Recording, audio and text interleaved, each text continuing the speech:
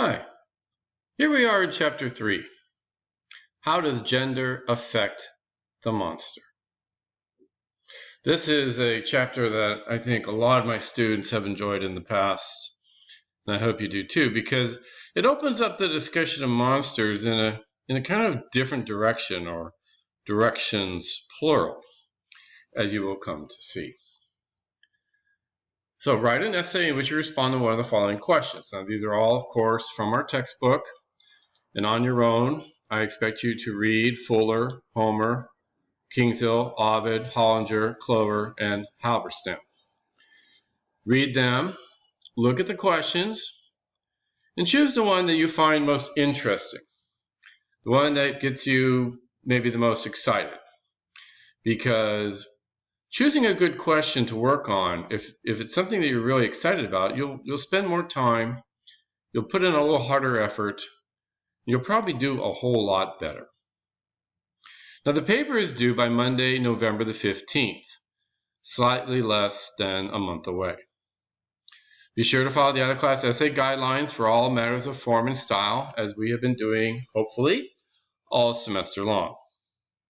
Be sure to include a word count at the end of your essay. Some of you have neglected to do that. It's not a big deal, but it's real simple to do. And of course, with the contemporary software that people are using, typically the word count is easily available to you as you're writing. Remember, you must meet minimum requirements, including word count, sources, and subject matter. But as I always like to say, don't feel that you have to stick to the minimum. You can always do more, especially, for instance, having more sources than the minimum required. Now, as usual, no late essays will be accepted without a signed doctor's note or other verifiable excused reason. Okay? And excused reasons do not include family trips, or work schedule conflicts, or computer problems. Okay, so make sure that none of that happens to you. Submit a thesis statement to Canvas by Friday, October the 29th, 11:59 p.m., as of course we have done all semester. Please have MLA citations for 3 of your sources. Now, some of you have been a little lax about following the directions on the thesis outline, right? Want a thesis statement, want bullet points of what you're going to be talking about, basically what would correspond to your topic sentences of your essay, right? And then, of course, this time, 3 sources in MLA format. And please remember, none of the ones from the textbook. Now, of course, you may use essays from the textbook in your essay that you're writing, the articles and excerpts that we have. But I want to see 3 sources that you found on your own. And of course, I care about the quality of those sources. Now, as we've done in the past, after we've had some time to look at the thesis statements, we'll be dividing the class into groups of 3 or 4 students. You will submit your rough draft to that group and to me by Wednesday, November the 10th, 11:59 p.m. Then we will submit the peer edit guidelines to the work group and to me by Friday of that same week, November the 12th, 11:59 p.m. And then, of course, at that point, you have the weekend to get to November the 15th for your final draft. This is the way we have done it on the first 2 chapters, right? So this is what we're going to do again. Now, the minimum requirements, at least 1,000 words. And then you see this little squiggly line here that means approximately 1,400 words at the top. Now, I'm pretty loose about that top end. As long as what I'm reading is good and interesting, I don't mind if you write long. I do mind if you write long if it's not worth reading. Obviously, you don't want that. Please remember to have a strong essay structure, including the introduction, the concession, rebuttal arguments to that concession, the main body paragraphs, and the conclusion.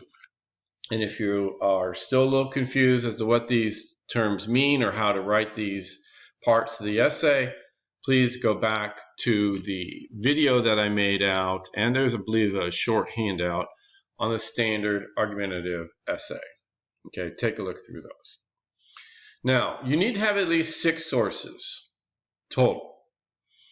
for this essay. So every essay that's come along, we've amped up the sources, right? We want to get more research each time we do this. At least 4 of those sources originate in print or have print analogs, meaning they're books, newspaper articles, magazine articles, or for many of you, the most likely case will be academic journals. Do not count the textbook in this count, okay? Again, obviously we can use the textbook, but we're not talking about getting credit for it now because I want you to be doing outside research. Now, at least 3 of these total 6 sources must be scholarly works from a dissertation, peer-reviewed journal articles, or university press books. If you're struggling to find these, again, I urge you to go to the Mesa College Library databases, especially EBSCOhost and JSTOR. And for the University Press books, of course, we have a lot of ebooks through our Mesa College Library. I do believe the library itself is physically open this semester, by the way. I don't know how many of you have actually traveled to campus and gone to the library, but I do believe, I have heard rumor, that it is in fact open. MLA format and presentation and documentation, including correct works cited list. Some of you are very good with MLA and some of you are very not good with MLA. All right, it's about time to amp our game up when it comes to MLA. Okay. Again, the MLA format sheet that we have on this Canvas website should be enough. I do have links. There are some videos. There's a link, as I said, to Purdue OWL. I mean, you have a lot of instruction, and you may, in fact, look at the actual 9th edition of the MLA handbook. Please do not be using earlier editions like 7th or 6th edition, and do not use other formats such as APA or Chicago, as your grade will suffer for it. So let's just take a quick little run through. I do this more deeply in the introductory video to Chapter 3, and I hope that you watched that as well. The Fuller article, the first one is called Evolving Legend of La Llorona. La Llorona is a character, a monster, who comes to us from Mexico, and is a woman who, and I don't want to give too much away because I want you to read the article, but basically she has killed her own children and is now, shall we say, traveling around looking for them, crying out, mis hijos, my children. And if she finds you, if you are a bad child and you are out wandering away where you should not be, you may be caught. Homer, not the cartoon character Homer, this is the ancient Greek Homer who wrote the Iliad and the Odyssey, 2 great epic poems. We have a selection from the Odyssey. Now, if you're not familiar with the Odyssey, it is a story of a Greek named Odysseus, or Ulysses in the Roman translation. And Odysseus has been in the Trojan War. He's been gone from his home for 10 years fighting in Troy. And after the Greeks complete that war successfully, you may have seen the movie, Odysseus causes additional problems with the gods, and in particular the god Poseidon. And the god Poseidon happens to be the god of the seas, right? The oceans and the seas. And so there were no airplanes at this time. And so Odysseus has a very, very, very difficult time traveling back. Okay, and again, it's a very long story, and I don't want to seem to oversimplify it. But there's a short selection in our book from this passage where he has to go by what is a fairly famous story, the island of the Sirens. King's Hill is writing about mermaids. We love mermaids, don't we? Right? We've seen the movies, whether it's The Little Mermaid by Disney, Splash with Daryl Hannah. But you know what? Mermaids have other kind of darker aspects to them. King's Hill, on the other hand, writes about mermaid as a symbol of female empowerment. So that should be very interesting.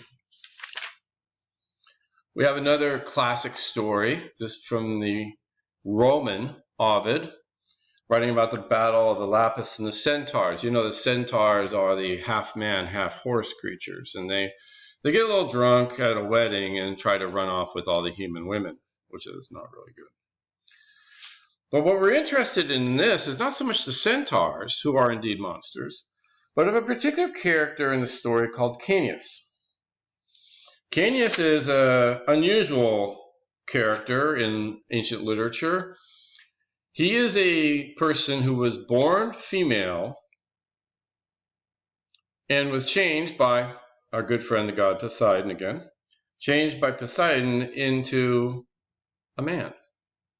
How and why did this happen? Well, Poseidon raped Caeneus, the woman Caeneus. And after the rape, he offered her a parting gift, if you will, of one promise, not three, not a genie, just one promise. And Caeneus asked to be made into a man so that she could never be raped again. Well, not only is Caeneus never able to be raped, but Caeneus has skin that is like armor and thus cannot be pierced by an arrow or a sword or a knife or anything of that sort, which makes him impervious in ancient battle. So you need to read about that. Hollinger writes about cat people, women who turn into panthers or cougars. No, the story is a panther.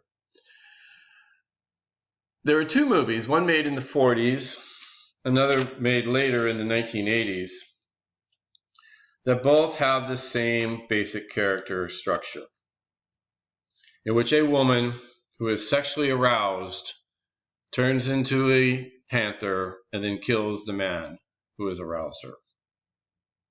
Does that arouse your interest? I certainly hope it does. Clover writes about the final girl.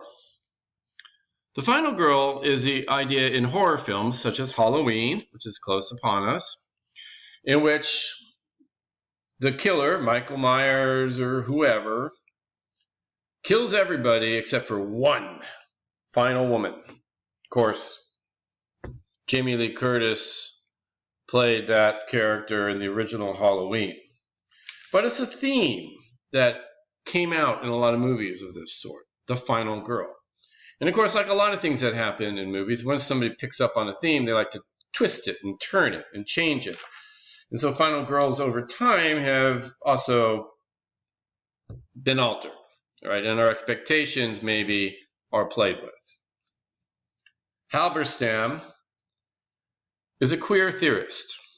Judith Halberstam is her name in our textbook. She has changed her name to John, but still the same person.